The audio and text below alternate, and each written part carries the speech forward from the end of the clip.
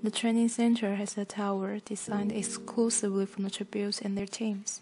This will be our home until the actual games begin. Each district has an entire floor. You simply step onto an elevator and press the number of your district. Easy enough to remember. I've ridden the elevator a couple of times in the Justice building back in District 12. Once to receive the medal for my father's death, and then yesterday to say my final goodbyes to my friends and family. But that's a dark and creaky thing that moves like a snail and smells of sour milk. The walls of this elevator are made of crystal, so I can watch the people on the ground floor shake to ends as you shoot up into the air. It's exhilarating, and I'm tempted to ask Effie Chenke if we can ride it again, but somehow that seems childish. Apparently, Effie Chenke's students did not conclude at the station. She and Hamish will be overseeing us right into the arena. In a way, that's a plus, because at least she can be counted on to corral us around to places on time, whereas we haven't seen Hamish since he agreed to help us on the train. Probably passed out somewhere. Effie Jenkins, on the other hand, seemed to be flying high. We're in the first team she's ever chaperoned that made a splash at the opening ceremonies. She's complimentary about not just our costume, but how we conducted ourselves. And to hear her tell it, Effie knows everyone who's anyone in the capital and has been talking us up all day, trying to win us sponsors. I have been very mysterious, though, she says, her eyes squint half shut. Because, of course, Hamish hasn't bothered to tell me your strategies. But I've done my best with what I had to work with.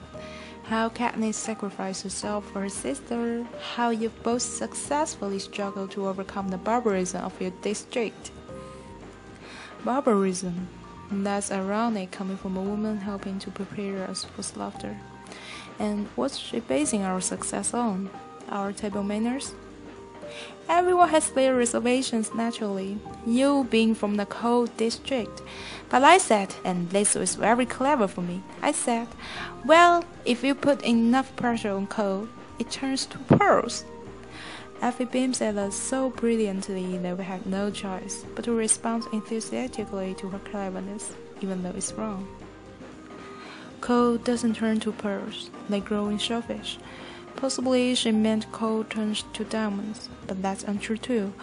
I've heard they have some sort of machine in District 1 that can turn graphite into diamonds. But we don't mine graphite in District 12. That was part of District 13's job until they were destroyed.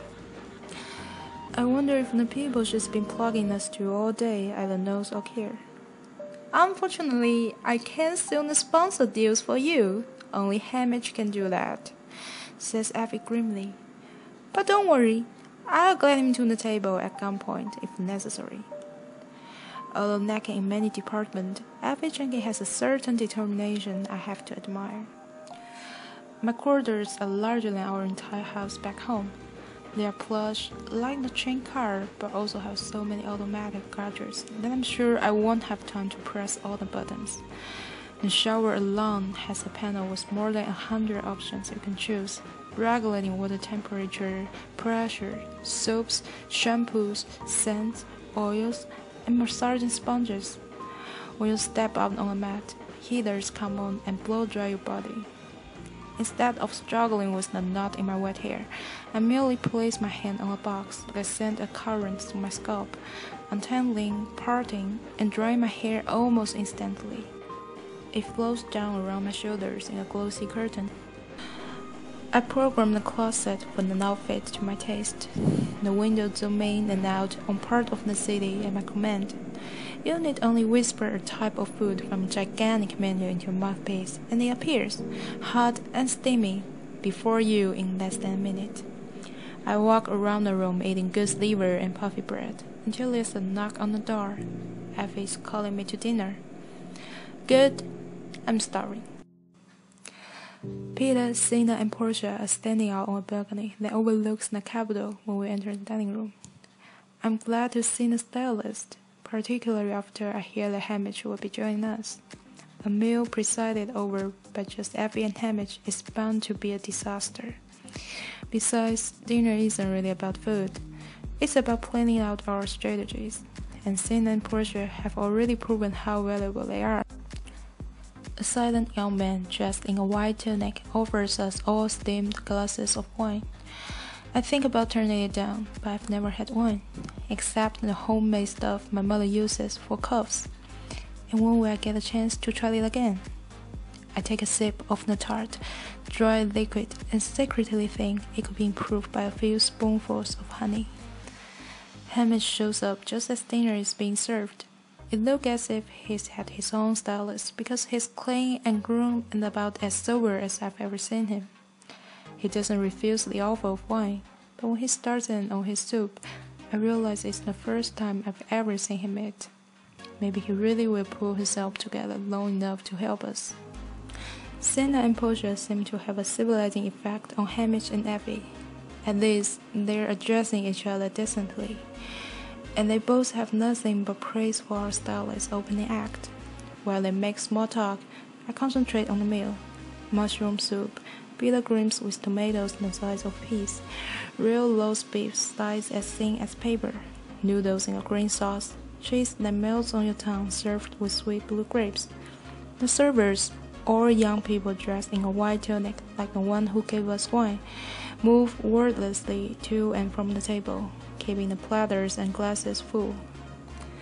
About halfway through my glass of wine, my head starts feeling foggy, so I change to order instead.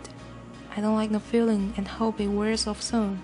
How Hamish can stand walking around like this full time is a mystery. I try to focus on the talk, which has turned to our interview costumes, when a girl sets a gorgeous-looking cake on the table and deftly lights it. It blazes up, and then the flames flicker around the edges a while until it finally goes out. I have a moment of doubt. What makes it burn? Is it alcohol? I say, looking up at the girl. That's the last thing I want. Oh, I know you! I can't place a name or time to the girl's face, but I'm certain of it. The dark red hair, the striking features, the porcelain white skin. But even as I utter the words, I feel my insides contracting with anxiety and guilt at the sight of her. And while I can't pull it up, I know some bad memory is associated with her. The expression of terror that crosses her face only adds to my confusion and unease. She shakes her head in denial quickly and hurries away from the table.